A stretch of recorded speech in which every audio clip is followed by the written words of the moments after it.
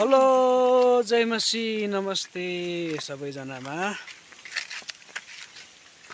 आशा छ सबैजना सन्चै हुनुहुन्छ होला है। हामी सन्चै छौँ।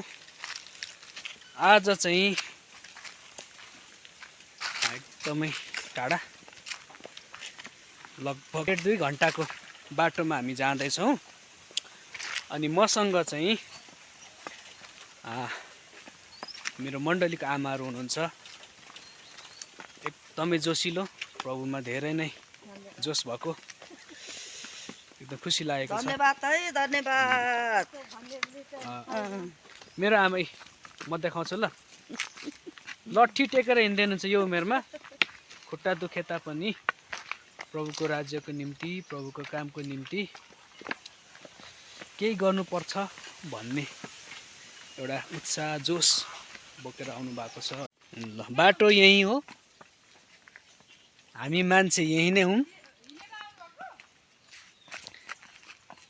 ल हेर्नुहोस् है, मेरो मण्डलीका आमाहरू हुनुहुन्छ 2 जना।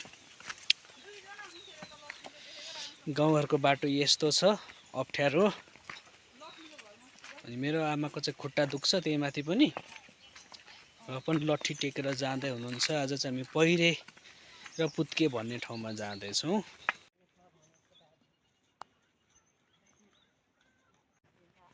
मेरो मण्डलीको आमाहरू चाहिँ आउँदै हुनुहुन्छ ओह्रालो ओह्रालो।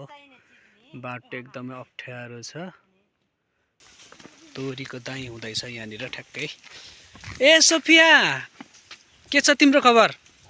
तिम्रो घर यहाँ हो? तिम्रो घर यो हो? अनि किन स्कुल नआएको आज? ए आज त लाग्दैन है, भोलि आउने स्कुल? ए ल ल ल। हामी चाहिँ आज हाम्रो बिरामी भेट्नलाई घर भिजिटको लागि गइरहेछौँ। हाम्रो यात्राहरू कस्तो भयो? एक शब्द बोल्दैन न। एकदम राम्रो छ। हजुर, यसो पाखा पखेर रमाइलो, गाउँघरहरू राम्रो रमाइलो रहेछ। हिँड्नलाई पनि कसरत हुने, हजुर। बिहानी शीतल पनि छ, एकदम राम्रो छ। हामी चाहिँ म चाहिँ कहिले आएको थिएन यहाँ, यो सुरुचोटि आएको, राम्रै लाग्दैछ। अनि कतिको आशिषित भयो? कस्तो भयो सेवकाईहरू? सेवकाई राम्रै भयो, आशिषितै भयौँ। अनि हाम्रो एकजना बिरामी राजकुमार भाइको घरमा गएको थियौँ।